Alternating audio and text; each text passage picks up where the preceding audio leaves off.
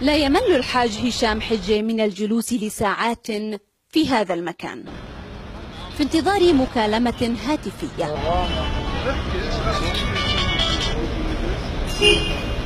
الو بدي خلصتي دوام اضيني جاي يابا على الطريق مسافة الطريق.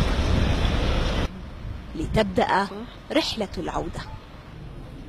لوراند التي يمثل الحاج هشام نصفها الآخر،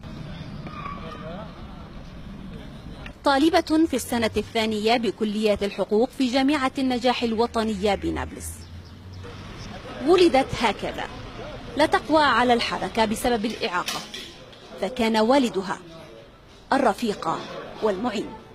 أنا بأخذها وبجيبها وأوديها، وهي كمان في المدرسة برضو كنت أخذها وأجيبها يوم. المدرسة بعيدة عن اللي شو اسمه حوالي 2 كيلو، أخذها وأجيبها يا بسيارة يا على كرسي أزقها، لأنه رسالة بدي أديها، علي رسالة رب العالمين أعطاني إياها وأنا راضي. رغم أنه هو يعني بس أنه كبير بالعمر يعني وشو اسمه وعنده مشاكل وهيك، بس برغم من ذلك ما مل ولا أنه استسلم لهذا الشيء، وكان دائما يضل معي. رحلة الحاج هشام السبعيني العمر بدأت قبل أكثر من 14 سنة، منذ أن جلست طفلته على مقاعد الصف الأول في بلدتها برقة القريبة من نابلس. ومنذ ذلك الوقت لم يلتفت إلى نفسه، لم يلتفت إلى مرضه بقدر ما كان ينظر إلى مستقبل يكبر بين يديه. أي أنا ركبت المفصل قالوا لي بدك تبديل، بس أنا بقول لا بقدرش أعطل ولا يوم حتى على المستشفى بروحش مشانها. طالما أنا موجود وعلى الحياة بدي أواصل مسيرتها حتى علمها وشو هي بتقرر. لأجلها هي طبعا، والصعب عليها بالنسبة لها يهون، لأنها حقها بدها تأخذه مني أنا.